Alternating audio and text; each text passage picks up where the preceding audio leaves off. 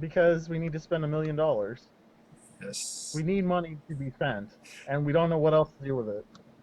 No, It's gonna most happen. most people don't know what to do with $1 million. I suppose. I can tell you what I Anyways, do with yeah, $1 million. yeah. There's a lot of things that I can imagine you would want to do with $1 million. But our next article is 6 smart home products you can install this weekend. Yes, our friends at CNET have been so nice to put together this list for us. Basically, what they do is they give you things that you could actually get installed. Right now, they've got a Belkin Wemo Insight switch, which basically means you can plug a lamp into it and then control it via their app. So if you got an iPhone or an Android device, you could control that lamp, telling it to turn off and on, or turn off in a timed amount of time, or anything like that, really. They've also got some cameras on here, which is pretty cool, which I've been kind of thinking about doing to spy on my wife. And then we've got some digital ACs that are now Wi-Fi controlled as well, which is kind of cool. Smart air conditioner for the person who doesn't necessarily have centralized air. And then let's see, they also have light bulbs. Oh, and I did see a really cool idea for a light bulb that also doubled as a speaker. So that was really cool. You could have like stereo sound in your house Coming from your with the light bulbs. coming from your light bulbs. You know how nice it would have been as a kid to have a light bulb in your room that played music too? It would have been awesome. Driven Maybe, my parents crazy. maybe. They But also have this home starter kit too, which is pretty cool for this Viper security system.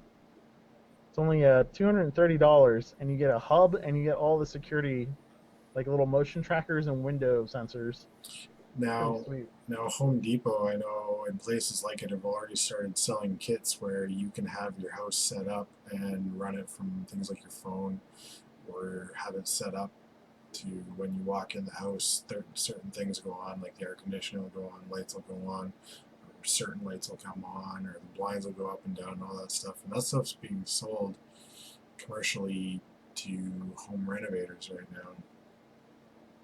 Yeah. Well, what I'm really curious about is how do people feel about this technology? Like, do you feel good about knowing that you could watch everybody in your household and have all these like Wi-Fi security devices in your home, or do you feel like there's like somebody out there who could essentially hack into these devices and take advantage of them? Well, now that things are getting more and more connected, it's possible. Depends on how it's actually connected to your network and what's going on, I guess. Or if it's just going to its own separate little hub sort of thing. Yeah. Well, I know, speaking on behalf of the Americas, or North America, or actually more specifically the U.S. of America, we are pretty paranoid after the NSA attacks, or the non-attacks of the NSA on our freedom and liberties. But what do Canadians feel about that sort of thing? Like, do you guys ever worry about Big Brother, or do you not have Big Brother at all? Oh, there is a big brother, but who knows what they're doing? Really, they could be doing the same thing and nobody knows yet, and they're just like he nobody knows. I don't know. Every time I think about that, it gets a little bit scarier for me. I don't know what to expect anymore.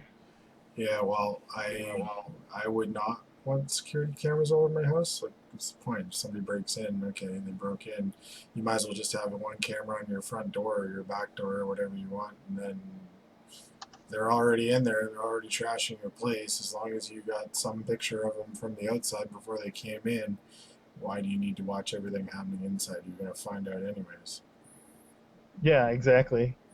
You'll never know what's going to happen until it's too late, really. Hmm. Hmm. So next up, a little bit of a less techie thing. Not sure why we're talking about this, but there's a woman, or the article is "Woman finds busty Jesus inside garden gnome."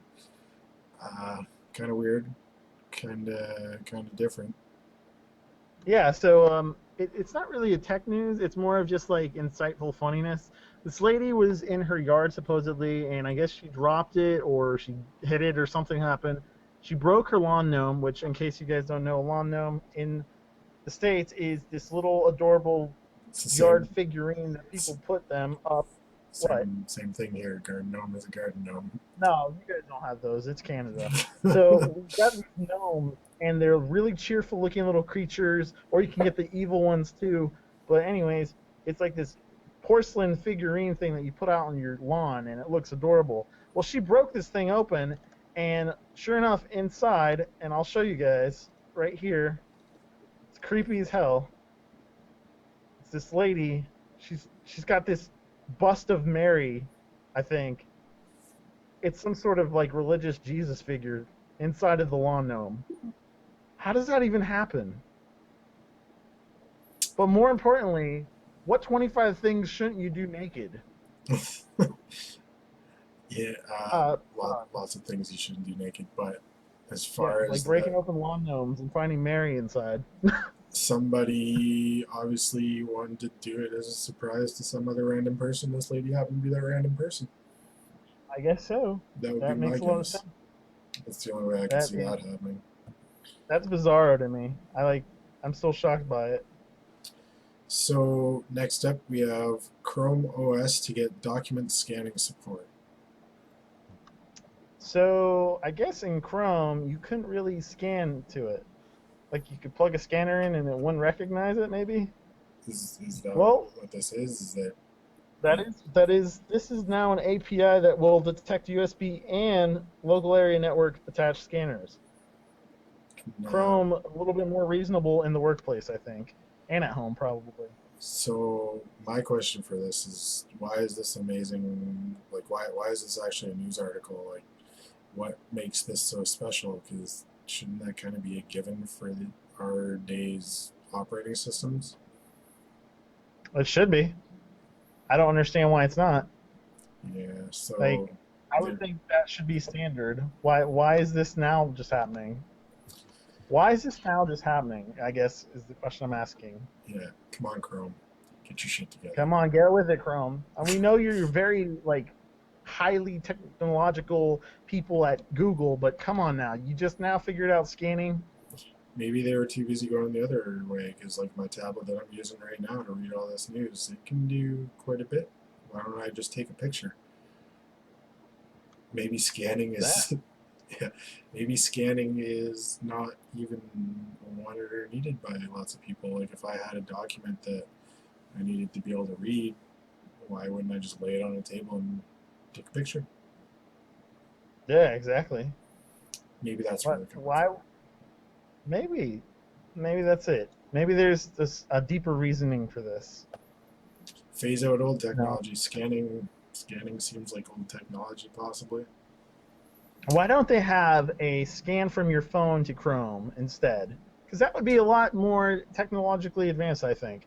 In the workplace, you know what? People get work phones all the time. I know they're Blackberries or whatever they're using nowadays.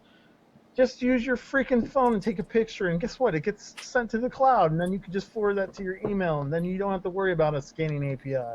Yeah, Quit wasting Google's time. everything is done Quit for you it. already. Yeah, it's already in the cloud. Forget it. It's Quit gone. wasting Chrome's time, It's gone. guys. It's gone. It's just like South Park, It's gone. and it's gone. It's done. Okay. Next up, we've Next got up, a comet to pass by Earth, right? no, not yet. Not yet. No. We've got the 10 algorithms that dominate our world. Oh. Okay. You go ahead and start off with this one. So, this is talking about different calculations that are the most highly used things in our world currently. Number one is the Google search. Most popular thing, apparently, and I can understand that. I have no want or need to use Yahoo or Bing or whatever the hell else is out there. Google is the simplest, cleanest, and quickest. It is. It always is. I don't know why. It just is. It's just Google in one little bar. That's it.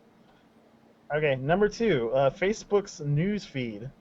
Apparently, it does a lot of activities and shows a lot of updates and lots of stuff going on. Apparently, it is a huge algorithm, but specifically for you. So that's kind of interesting that that's number two on the list. Yeah, Although I'm strongly against Facebook. Me too. And if you're strongly against Facebook too, you should push a like on this video because, damn it, not everybody needs to be on Facebook, and damn it, Facebook doesn't need to rule every single tech website and technology-based video out there. You know what? If we ever have a contest or anything like that, you know what, guys? You don't need to be on Facebook. Mm-mm. Bleep Facebook. That's what I think. I have gotten rid of my account on Facebook just because I got so tired of actually probably that news algorithm. I don't need to Yep, see people's exactly. I'm sick kitties. of seeing news about other people that I really don't care about.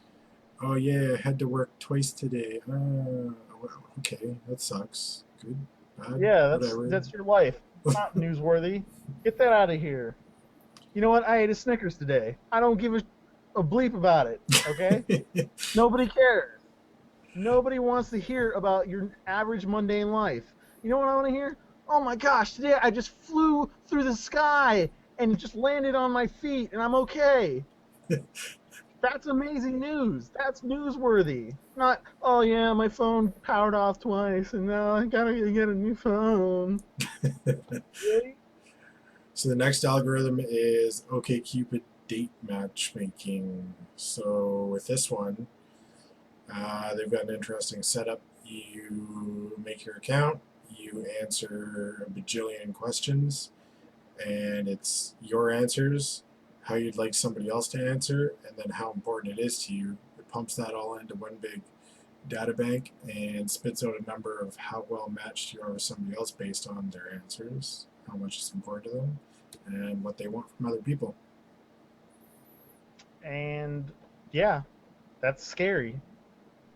I think this algorithm's the scariest one. Why is that the scariest one? They can actually find you a mate. They can match you up with somebody who they say is your perfect match, and now genetically you're doomed. No. You know what? I've actually used OkCupid, and there's a couple of people that I've had a 94% match with. It's very interesting. There's a couple people, so let's say for instance, and not saying that you are, but let's just say for instance you're a Mormon, and you get multiple 94% matches on this sucker. Do you think that marrying all these people, man or woman, these matches would work in a group marriage? You think? Well, Just hypothetically speaking, obviously. you, it's the way I look at it is that's a good starting point because that means you have a lot in common based on your questions and answers, right? That doesn't mean anything's going to work. You might Okay. actually be two horrible people together just because you believe in all the same things, which really would mean that you probably get along fairly well. But there might be something about that person, like they might have the biggest mole hanging off the end of their nose and you just can't get past it. So it, to me, is just a good starting point for a place to go to and carry on from, right? Yeah. But let's carry on to our next article instead of reading through this entire list because there's quite a bit there. From Gizmodo, this smog-gobbling facade looks like it was built by Spider-Man. So this is a building that was designed, and I guess the other similar structure that would look to was it China that did the Olympic Stadium thing there with all the crazy iron going every which way. Yeah. It's kind of similar to that. It's kind of, but I mean, I think this is a good idea. They say that smog is now the number 2 or number 1 inhalant over cigarette smoke that is killing people now. That's amazing. I could see that in some cities. I could see that in China. Mm-hmm. I could see that in India. I could see that in countries that are not very strict on their air regulations. You know, massive cities that have massive overpopulation. It makes sense. Not saying that it can't ever happen to the U.S. or Canada, but in order for us to avoid this, you know what? Maybe we should start looking into stuff like this. Maybe we need people that really care about breathing fresh air. Well, um, I have seen the closest thing that I've seen to China was actually Los Angeles when I was down there a long time ago. You could actually see the smog. I haven't seen a city in Canada that has a smog problem at all. Close, but Yet, it's yet. definitely out there. Yep, it is out there. I've been to LA as well, and I have noticed that smog as well, and it's pretty nasty. Um, Hopefully someday soon, besides these crazy looking buildings that are kind of an eyesore, I hope they come out with something like a giant pure filter for the air. Just a giant fan blowing smog through it and then excreting beautiful clean air on the other side. I think that would be fantastic. Yep. Be cool. But yeah, that is it for our articles tonight. If you have any questions, let us know. If you have any ideas for topics to bring up, again, let us know. And we will see you next time.